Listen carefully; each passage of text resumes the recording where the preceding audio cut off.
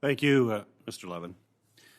Ms. Berry, your organization has been at the forefront of protecting the Arab American community and navigating the domestic terrorism threat in the post 9/11 world. You have voiced your opposition to the creation of a new domestic terrorism statute during your opening statement here today, and you noted your concern that additional authorities could potentially adversely impact civil rights and further harm communities of color. So my question to you is, if additional authorities are not the right approach in your estimation, what should the federal government be doing to counter this threat while at the same time balancing civil liberty concerns? Thank you, Chairman Peters, for the question and the way that you reframed it, because I think that is the key question. The reason we believe that a new charge is not necessary is that there are existing 57 different statutes that apply to crimes that meet the definition of terrorism. Of those, 51 apply to both domestic and international terrorism. So from our perspective, there needs to be a different approach that understands the threat that we face today. I think one of the most important things that's happened, frankly, is the change during the recent election is that we are actually discussing it as the problem that it is. The Biden administration did release a strategy. While there's a lot there to think about and address, and I think congressional oversight will be key to talk about its implementation, the fact that we are now taking it seriously enough for a strategy to be issued is important. The FBI had not released data on domestic terrorism since 2005 until the report that they released recently in May of 21, just this year. So I think we do see an uptick now in what is happening, and that is looking at this threat that is posed and trying to determine how to best address it. I think that 20 years after the horrific attacks of 9/11 is a good time for us to reevaluate what was passed with the Patriot Act, look at the sunset provisions that were put in place, and say, does it make sense for us to sort of double down on the counterterrorism approach that we've taken? I will share with you, Mr. Chairman, that I was doing a press interview once about this very topic, and the reporter kept saying, so I don't understand, you oppose a new charge. And I said, yes, sir, and I explained why. And he came back to, so what you're saying is, doing to white supremacists what was done to your community, that's not something you want? And my answer was, sir, our approach is about dealing with the violence that puts us at risk, our country and all of our communities. I saw a community, both Arab Americans, American Muslims, and others, whose rights were violated under this setup. So from our perspective, no, I don't want other Americans' rights violated. I want the violence addressed. I want our First Amendment protected in that process. I want our Fourth Amendment protected in that process. I want to hold constitutional protections while we go after the very real threat that communities are facing. Thank you. Ms. Newman, in your opening comments, you suggested that we do need additional authorities. After listening to Ms. Berry's comments, I mean, I hope you take those in consideration as you answer this question, is why are the government's current tools not enough to combat this threat in your estimation? Thank you for the question, and I imagine that Ms. Berry and I actually agree on a lot more than where we vary. I too believe 20 years post 9/11, it would be a really great idea for us to reflect. A lot of mistakes were made. In my written remarks, I note that we have more terrorists today than we did on 9/11. That's very sobering as a counterterrorism person. I thank the Lord that we haven't had another 9/11. That is a success that we should all be proud of.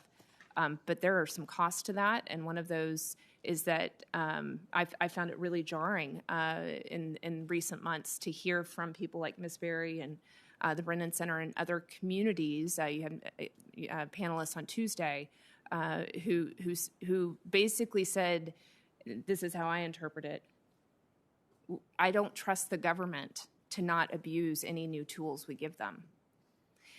That should cause us all to pause. And I'm not in government right now, but I associate with it, and I think that means that we need to reflect. We didn't get some things right in the last 20 years. So I fully agree that we should reassess. At the same time, I look at the way the law currently treats similar crimes, if done in the name of a white supremacist ideology versus in the name of ISIS. Those crimes are treated differently. Now, my colleagues former colleagues in the government, they are doing their darndest the way the laws are written to go after the threat. They take the threat seriously, and they recognize the perils of what it would look like to try to open up this conversation and talk about changing the law. They recognize that that's very difficult. So they're doing the best they can with the tools that they have.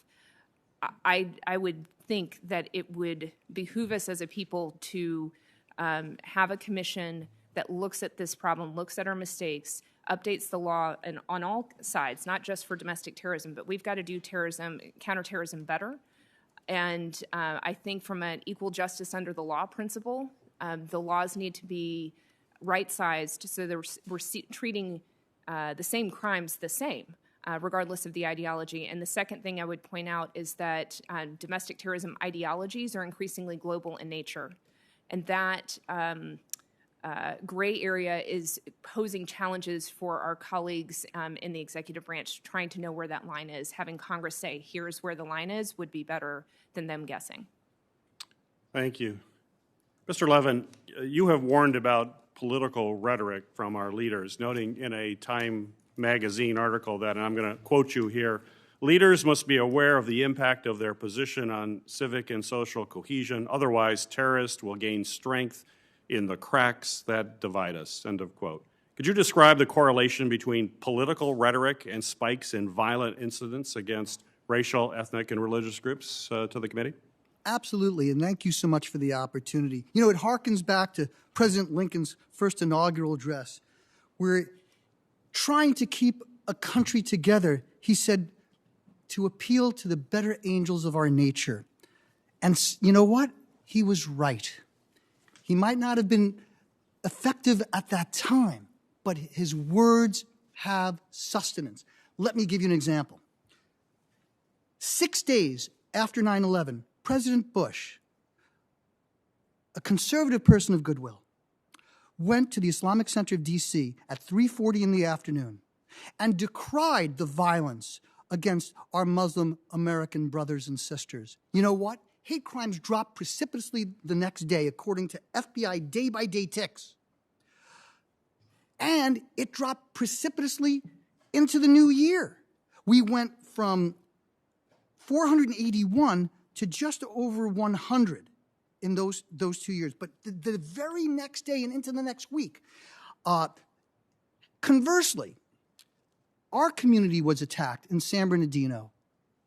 Everybody got together. Everybody. The Muslim community raised money. We had interfaith. Do you know what? We had 0 hate crimes in the city of San Bernardino, but that wasn't the case for the rest of the country. We saw a significant increase from about 0.67 per day to about 2.5 per day. And then 5 days later, candidate Trump made the terrible proposal of a Muslim ban. And hate crimes against Muslims increased another 23%. Let me just add, by the way, Arabophobic hate crimes went up too in both instances.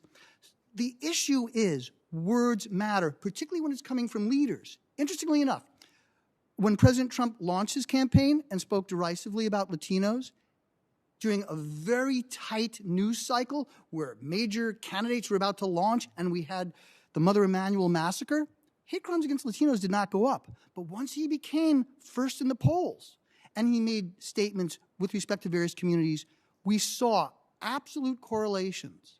And we saw it again last year with regard to anti-Asian hate crime. One thing, though, that I think is important to note, we often have a catalytic event, then a feedback loop that is fed online, then certain influencers take this bigotry, and then when you have it from the top, boom. And we saw that in 3 distinct clusters last February and March with anti-Asian hate crime. It's something that we see demonstrably again and again, and I gave you the figures with regard to these election times, a clustering of extremist homicides around the conflictual midterms, as well as an increase in hate crime. Indeed, the first worst month of the decade, November 2016, and the day after was the worst day for hate crime going back to June 2003. Second worst month, October 2018. And then, tied for the third worst month, was August 2017, the month of Charlottesville. But the hate crimes peaked in the 6 days of and after the Very Fine People statement. Right. Thank you, Mr. Levin. Ranking Portman.